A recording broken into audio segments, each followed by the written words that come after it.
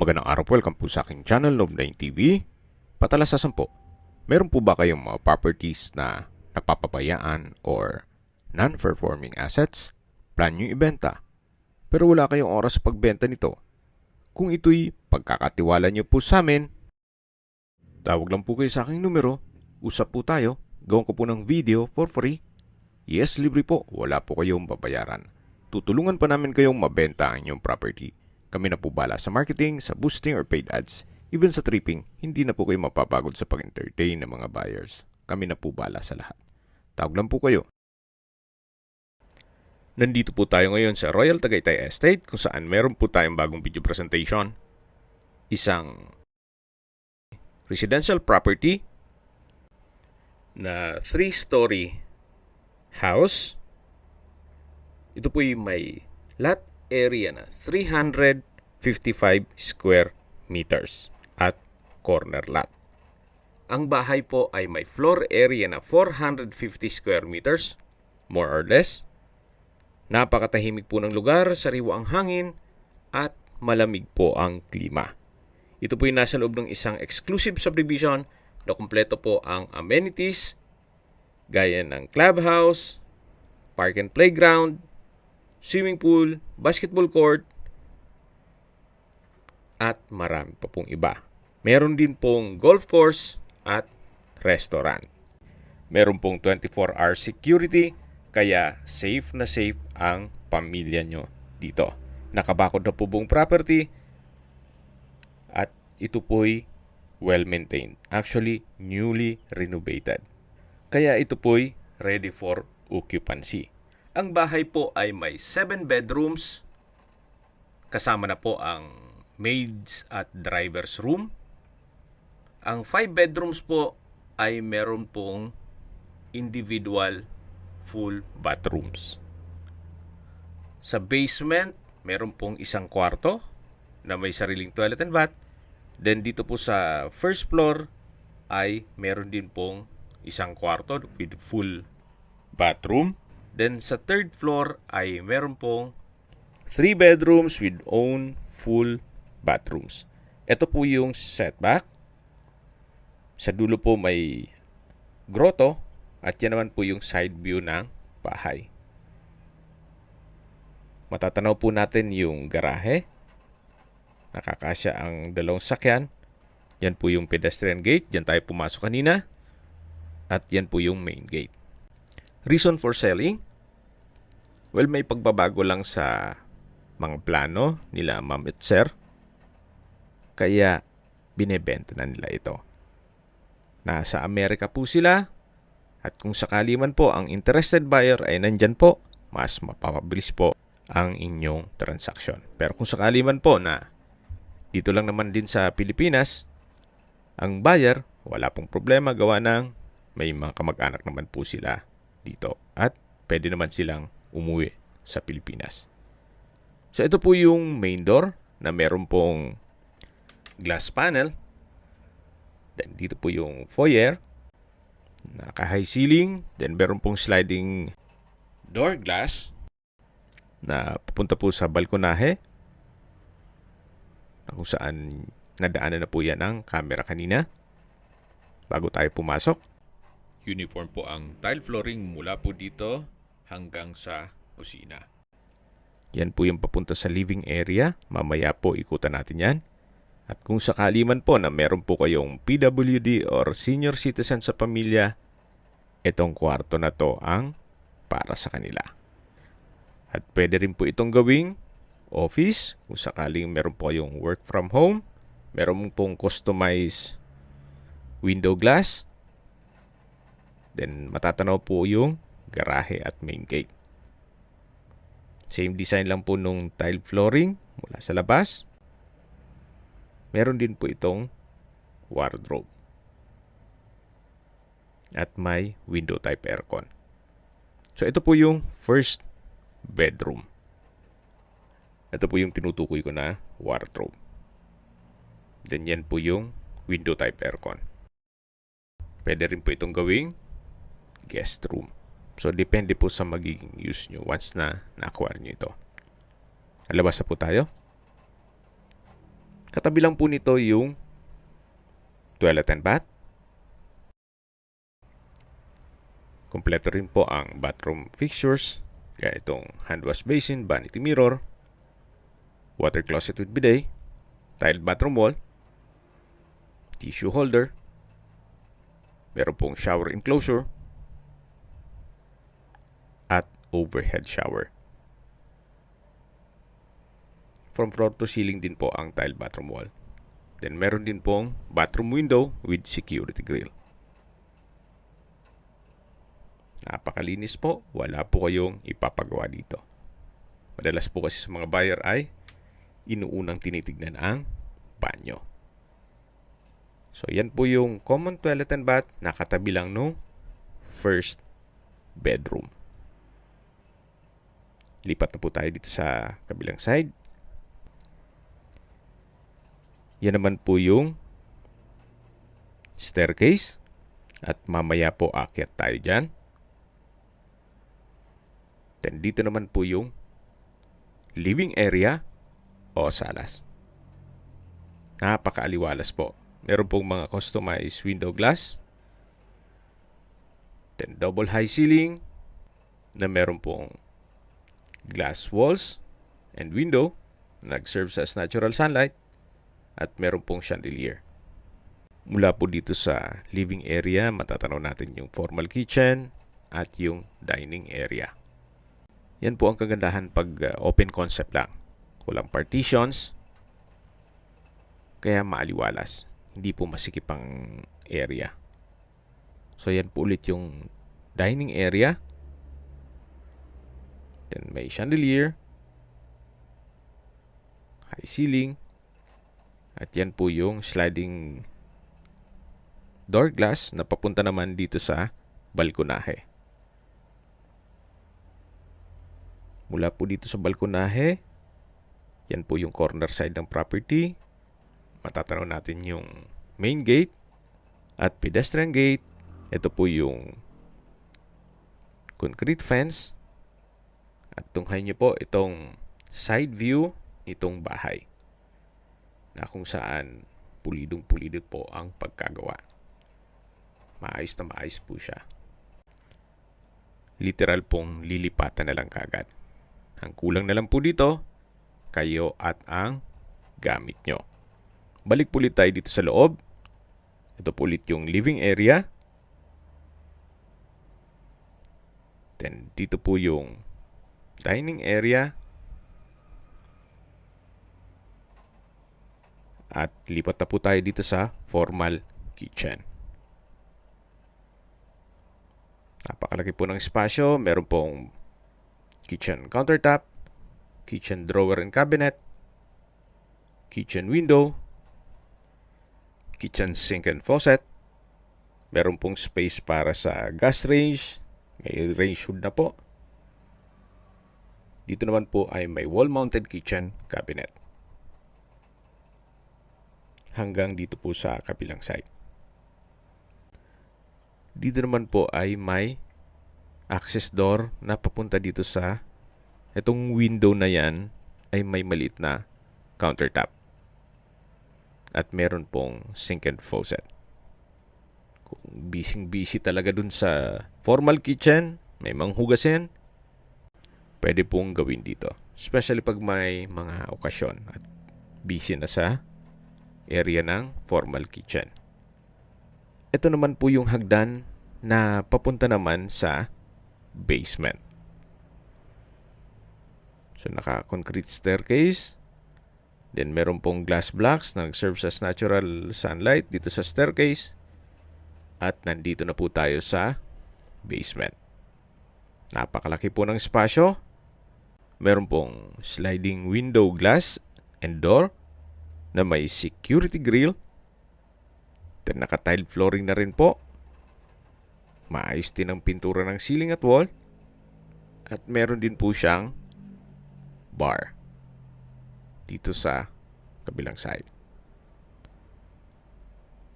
So pwede po itong gawing entertainment room. So depende po sa magiging purpose nyo. May wall-mounted cabinet at bar counter. Hanggang dyan po naka-tile flooring. Mula po dito sa bar, meron po itong kwarto. Check po natin. Sa spasyo nitong kwarto dito ay malaki naman po. Naka-tile flooring, may crystalline center lamp and pin lamp, may sliding window glass with security grill. Kahit po 3 double deck na bunk bed ay kakasya dito. Kung sakaling malaking pamilya talaga kayo.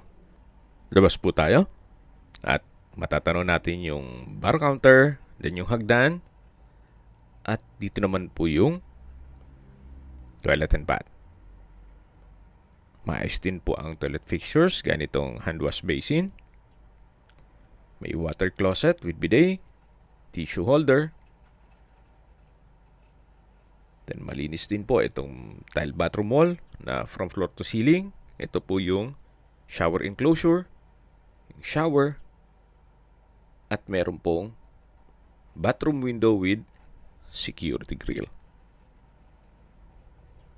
So wala rin po kayong papagawa dito, napakalinis po. Tunghayan niyo po ulit itong basement at yung bar o entertainment room. Ito po yung tinutukoy ko na sliding door glass with security grill na papunta naman sa service area. Ito po yung staircase. Sa likod dito ay may glass blocks. At malaking bagay po yan para hindi na gumamit ng kuryente. Kaya may natural sunlight. Nandito na po tayo sa taas at babalik po ulit tayo dito sa may formal kitchen. Yan po, tunghayan niyo po ulit. Napakaliwalas po at malaki ang spasyo. Mula po dito, yan po yung dining area. Ito naman po yung living area. At dito na po yung staircase o hagdan. Sa ilalim po nito ay pwede pong lagyan ng understair storage na kung saan malaki din ang espasyo nito. Actually, pwede po ditong lagyan ng powder room.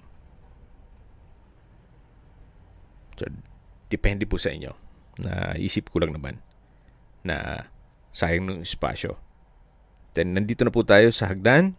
Naka-wooden staircase, wooden handrail, at meron pong glass blocks na nag-serve as natural sunlight dito sa staircase. Akyat po tayo. Samahan niyo po ako. At nandito na po tayo sa 3rd floor kung saan ito po yung hallway na pwedeng gawing family area. Gawa ng malaki naman ang espasyo. Then, dito po nakapwesto yung 3 kwarto. Ito naman po yung open below. May chandelier. At mula po dito matatanaw natin yung living area o salas. Then yung sliding glass door papunta sa balkonahe. Check na po natin yung mga kwarto. May mga outlet na rin po dito sa wall. At ito po yung unang kwarto dito sa 3rd floor. Napakalaki po ng espasyo. May customized window glass, crystal light fixtures. Then meron pong drawer and dresser at wardrobe na from floor to ceiling po yan. Meron din pong window type aircon. Mamaya po check natin tong access door na yan papunta sa balkonahe. Check po natin itong toilet and bath. Meron pong hand wash basin, vanity mirror, water closet with bidet, shower enclosure. From floor to ceiling po ang tile bathroom wall. Meron pong overhead shower at bathroom window. Centralized po pala yung water heater sa lahat ng bathrooms. Hindi ko lang nabanggit kanina. Ito po yung tinutukoy ko na access door papunta dito sa may balkonahe. At mula naman po dito, matatanaw ninyo ang inyong mga magiging kapitbahay. Yan po, tunghayin nyo po, napakaaliwalas. Napakatahimik. So maganda rin po itong gawin yung bahay bakasyonan o retirement home ninyo. At least kung papasyalan po kayo ng inyong mga apo o mga kapatid, ma-accommodate nyo silang lahat. Gawa ng napakalaki po nitong bahay. Maraming kwarto. Kung sakali man may okasyon, dun sa basement, pwede pong ganapin. So ito po ulit yung family area or hallway. At lipat po tayo dito sa kabilang kwarto. Malaki din po ang espasyo. Meron din pong access door papunta sa balkonahe. May window type aircon. May wardrobe. May drawer and dresser. At meron din po itong sariling toilet and bath. Then customized din po ang window glass. Ito po yung banyo. Kompleto din po at napakalinis. Meron pong hand wash basin, vanity mirror, water closet with bidet, shower enclosure, overhead shower, tile bathroom wall, at bathroom window. Hindi na po kailangan ng hot shower set, gawa ng centralized na po ang water heater. Tunghayan nyo po itong pangalawang kwarto dito sa third floor. Ito naman po yung access door na naka-aluminum screen door dito sa balkonahe. So lahat pong kwarto ay meron pong balkonahe. Halos katabi lang po nito yung isang kwarto o balkonahe na naipresent ko po sa inyo. Balik na po tayo dito sa loob. Kung masyadong maselan, pwede po ito. Kuha ng kahit po i-check nyo personally, pulidong-pulido po ang pagkagawa o pagka-renovate nito. As in, maayos na maayos. Sa labas po tayo, dyan po tayo galing kanina. Yung unang kwarto dito sa third floor. Galing po tayo dun sa second bedroom. At ito na po yung third bedroom dito sa third floor. Na kung saan ito na po yung master bedroom. Napakalaki po ng espasyo. Malaking bagay po yung customized window glass. Mas nakakapaaliwalas. Then sa dulo po ay may sliding door glass. Bali dalawa po ang access niya sa balkonahe. At ito naman po yung walk-in closet. May drawer and dresser at vanity mirror. Lipat na po tayo dito sa toilet and bath na meron pong bathtub. May bathroom countertop. Malaking vanity mirror. Meron pong glass blocks. Bathroom window. May couple water closet